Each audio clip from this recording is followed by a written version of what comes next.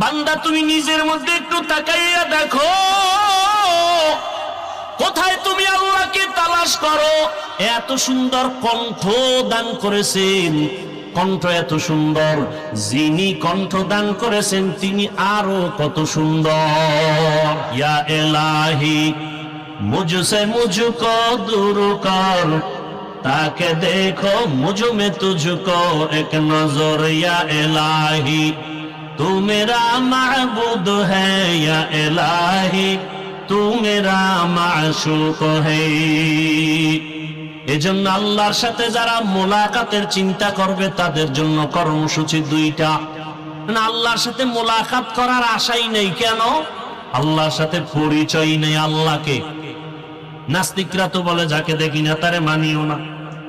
আল্লাহকে কেন দেখার চিন্তা নাই? আল্লাহকে চিনি না। আল্লাহকে চিনার জন্য